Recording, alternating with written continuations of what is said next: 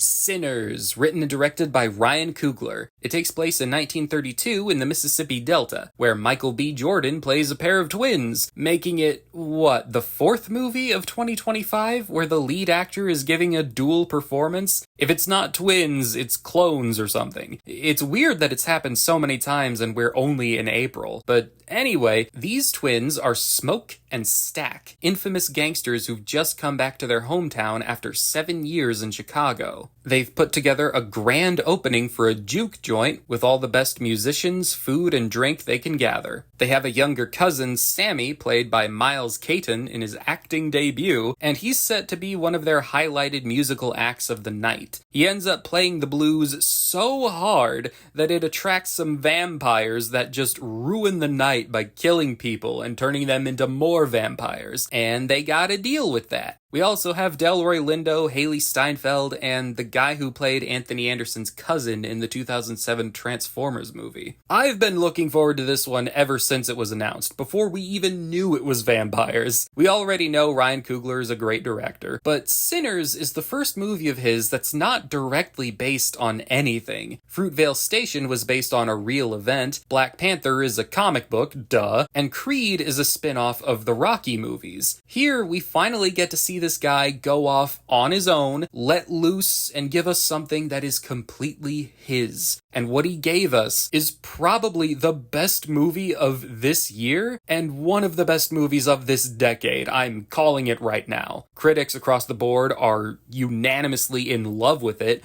Audiences are going nuts. It's selling out theaters like nobody's business. The crowd in my theater had a grand old time with it, and I haven't been able to stop thinking about it. I meant to post a review of this movie way earlier, but I'll be honest, I didn't really know what I could say. That's partly the reason why it took so long to actually make this video. I didn't know what the fuck I could say about it. Like, I still can't organize my thoughts coherently. Like, it's so good, it had me speechless for like a week straight. I don't know what I can add. I'm dumbfounded by how great this is. I apologize if this review is kind of all over the place, but I am still in awe of what I've seen. There's just so much I loved about Sinners. First off, it's not a pure horror film all the way through. Far from it. The cold open is kind of freaky, but then it takes roughly an hour for the lead vampire to show up. And by the time he does, you almost forget there's supposed to be supernatural shit in here. It spends the entire first act establishing the characters, getting to know the people of this town, and the issues they're facing in 1930s America, which was not a great time for non-white people, let's be honest. It's got a bit of everything, too. It's a period drama, first and foremost, hard-hitting when it counts, yet there's plenty of great comedy, just in the dialogue and how the characters interact with each other. But yeah, for this whole first chunk of the movie, it's about these guys trying to build something good for themselves and their hometown after a lifetime of hurt. It's also about the importance and power of music, how vital it is to people and their culture. And then the vampires show up. It's this period drama that gets interrupted by vampires, pretty much. It starts out as a great movie, and then it becomes a great horror film partway through. It's amazing how they pulled it off. Partly because this cast is fucking stellar. Michael B. Jordan's double performance is incredible, as all other double performances have been this year. It's seamless. You genuinely forget he isn't two different people. As Smoke, he is all business, no bullshit. He's got a lot more pain in his past that he's trying to get away from, but coming home has brought a few of those problems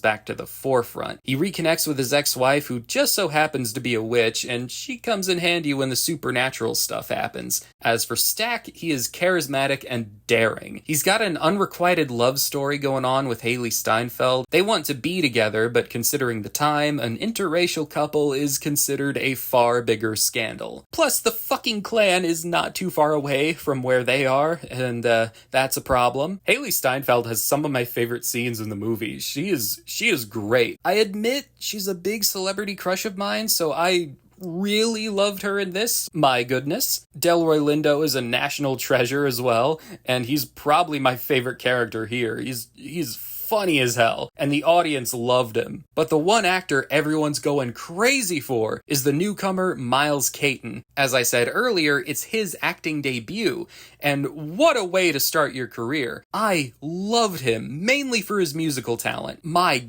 God, this man can sing! I was just sitting there, just in awe of what he was doing. Like, really, the music is my favorite thing about Sinners. I bought the damn soundtrack album, and I didn't move on for it like 3 days straight. It's not technically a musical, but music plays a very important role, and it's undeniably the best thing about the film. The standout scene is when Sammy plays his first song at the club, and it's this impressive one-shot where you see just what he's capable of. The trailers mention this, and so does the opening narration, where sometimes there's a musical soul so pure it can pierce the veil between life and death and conjures spirits from the past and future, and you get to see just what the fuck they mean by that. The whole point of the movie is in that scene, or at least one of the main things it's getting at. It's one of those cinematic moments that floors you. It's in the same category for me as the shootout from Heat, or the T-Rex breakout in Jurassic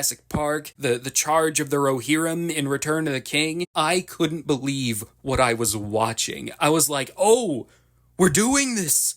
We're going here with it. We're going all out. And I was completely on board. Once this scene happened, I felt like I understood the film. The whole first act before this was great, and after when the vampires show up is awesome, but the one shot with Sammy's song, that is the movie. I especially liked how musically motivated the vampires were. The lead vampire, played by Josh O'Connell, is mainly after Sammy for the power of his singing. Music is just as important to him and his underlings as it is to the mortal people. He even does an Irish jig at one point, and it's fucking awesome. He sings The Rocky Road to Dublin, which is just one of the best songs fucking ever. And I just love that scene. I wish I could go further into detail right now, but I don't want to give more of it away. Like, I feel like I've said too much already. God, it's just so good. Everything about it is just woven together perfectly. Like, I've got no complaints here. There is nothing I can say against this movie. Not a single point of criticism fucking anywhere. Not only is Sinners a cinematic masterpiece, it's a movie that I love. In ways that I cannot express, I loved this film. I loved its music even more, I think. My God, it really is one of those.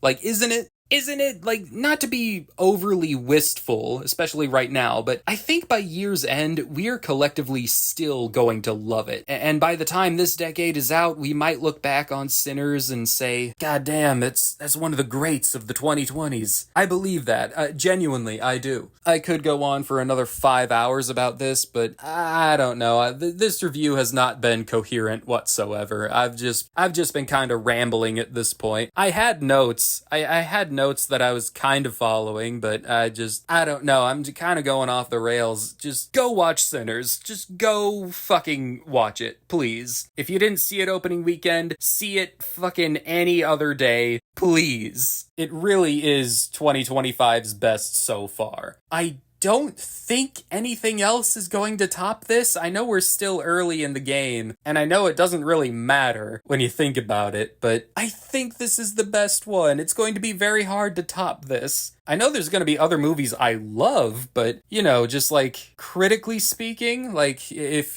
don't believe objectivity exists, but objectively speaking, I think this might be number one. But anyway, I'm going to shut up now. I've got nothing else worthwhile to say. That's all I've got for Sinners, and that's all I've got for this video. So, yeah.